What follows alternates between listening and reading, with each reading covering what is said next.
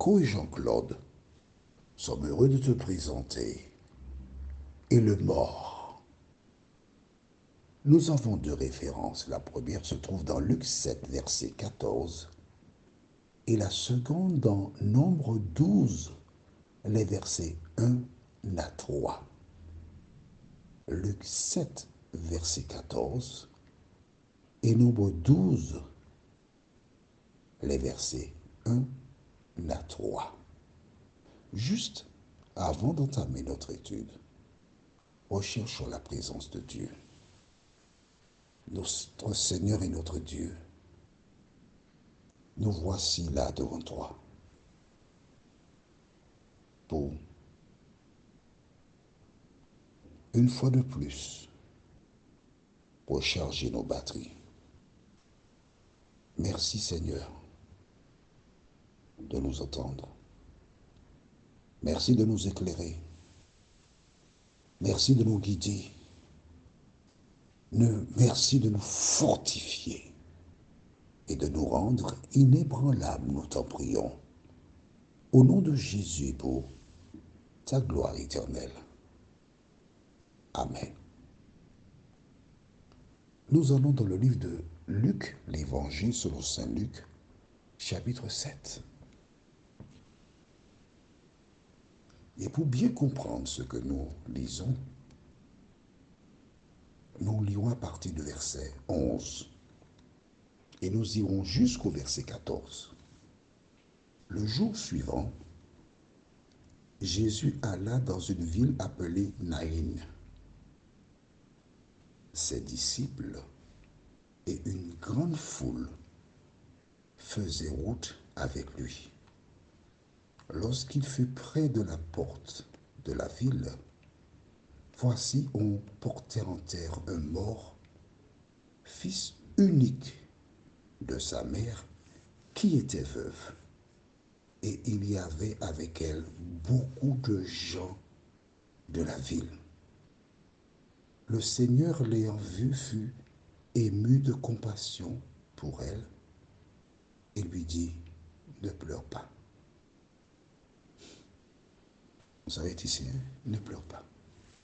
C'est difficile. Fils unique. Il y a des images qui se bousculent dans son cerveau. Elle se rappelle du jour de sa naissance. Elle se rappelle de son premier mot. Elle se rappelle de la manière qu'il a commencé à marcher. Et beaucoup de souvenirs défilent dans son cerveau parce que avoir un fils unique, il y a de quoi. Puis ensuite, elle le voit qui grandit. Et dans sa tête, elle espère que jour que ce fils épousera une jeune femme qui fera des petits-enfants. Elle a plein de plans dans sa tête. Et en un instant, en un clin d'œil, le fils est mort, jamais marié, pas d'enfant. Elle se retrouve seule.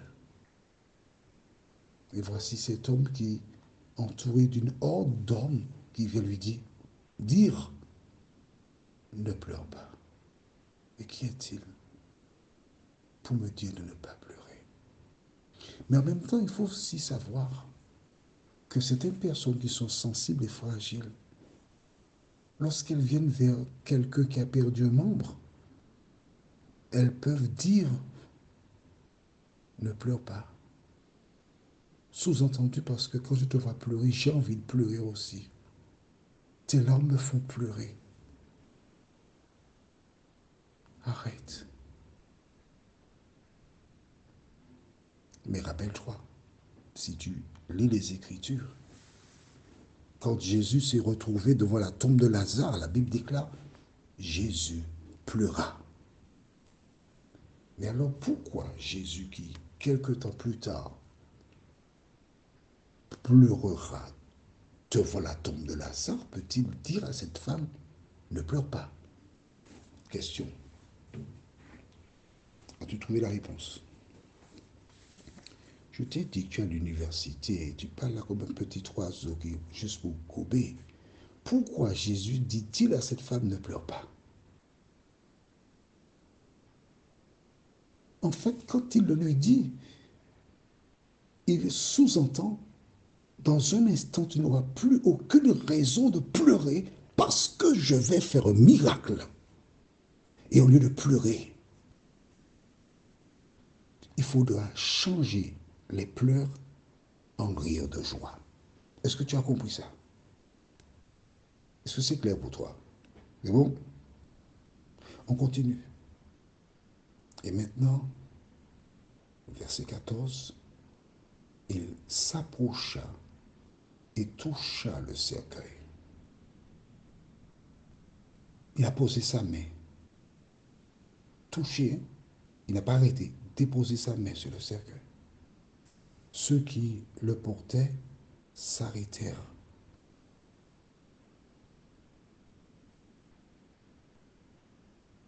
La mère, puisque ceux qui portent le cercueil se sont arrêtés. Toutes celles et ceux qui faisaient derrière le cercueil se sont arrêtés aussi.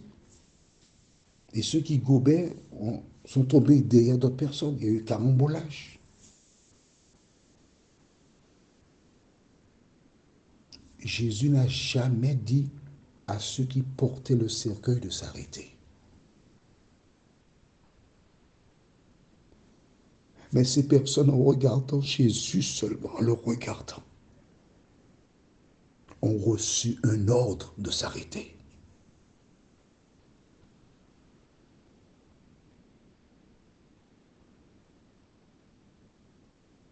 Il dit, jeune homme, je te le dis, lève-toi. Et le mort s'assit et se mit à parler. Jésus le rendit à sa mère.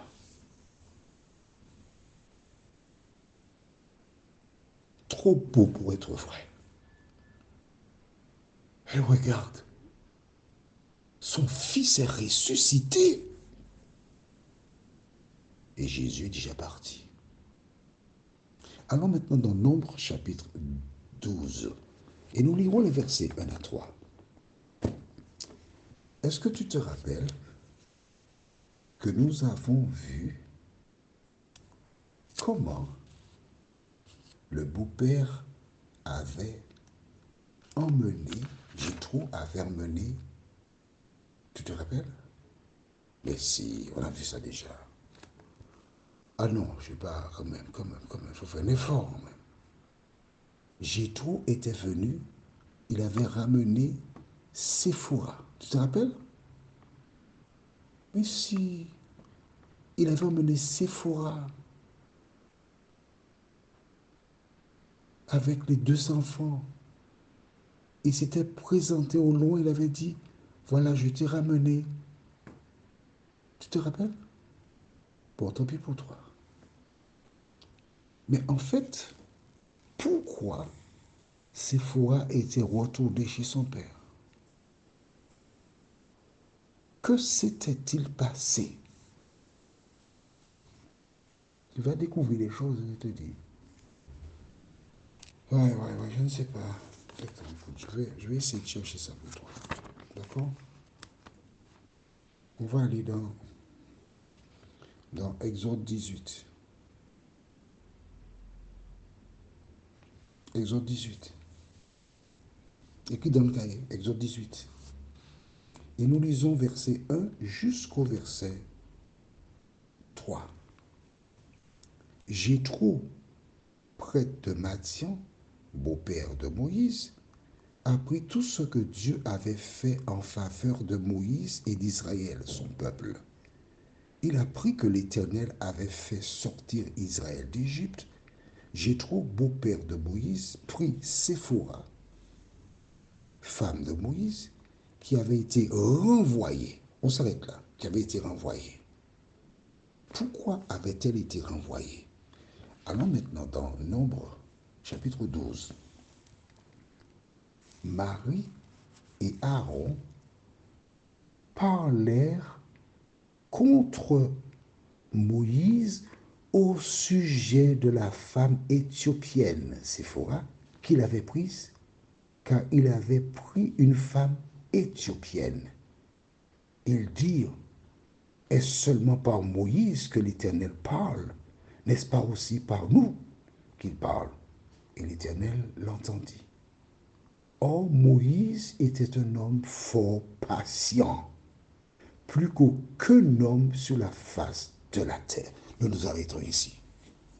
Tu as vu le Moïse qui était impulsif, le Moïse qui a tué l'Égyptien, le Moïse qui a fait déguerpir les bergers qui menaçaient les 7 filles de Jéthro. La Bible te dit qu'il est devenu un homme fort patient. La Bible ne nous dit pas pourquoi Séphora avait été renvoyée, mais nous savons que Marie, plus âgée que Moïse, Aaron, plus âgé que Moïse, n'avait pas accepté Séphora, la femme de Moïse, parce qu'elle était éthiopienne. Selon toi, qui a provoqué ce schisme-là? Qui a mis ce cancan? Le même. Je te propose une chanson dont le titre est Plongé dans un bourbier. Une strophe. Plongé dans un bourbier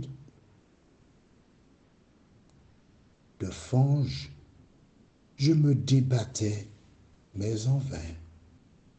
Quand Jésus vint, mystère étrange, me saisir par la main, du grand abîme, il me sauva. Son sang tous mes forfaits lava. À Christ uni, je suis béni par l'œuvre du mont Golgotha. Amen. Plongé dans un bourbier de fange. Ce monde est plongé dans un bourbier de fange. Mais la bonne nouvelle, c'est que Jésus est venu. Quand nous ne pouvions pas aller à lui, il est venu. Prions notre Seigneur et notre Dieu. Nous voyons que Aaron et Marie ont eu un comportement indécent, incorrect, en critiquant l'épouse de Moïse. Cet homme qui s'est retrouvé seul, sans rien, a trouvé le réconfort, la tendresse, la douceur, l'amour auprès de Séphora. Et l'ennemi a utilisé ces 2 personnes et probablement c'est pour cela qu'il était retourné chez son père à cause de l'attitude des membres de sa famille. Seigneur, il existe beaucoup de personnes qui ont épousé des gens d'autres nationalités et qui souffrent de racisme, qui font exactement comme Marie et Aaron. Visite-les, Seigneur, et permets qu'elles changent de conduite, ces personnes, au nom de Jésus, et pour ta gloire éternelle. Amen. La prochaine étude s'intitule « L'âge de la retraite ». Mais oui, la Bible donne l'âge, oui. Nombre 4, versets 34 et 35. Et nous verrons aussi Nombre 12, versets 4 à 8. Que l'Éternel continue de te bénir. Il me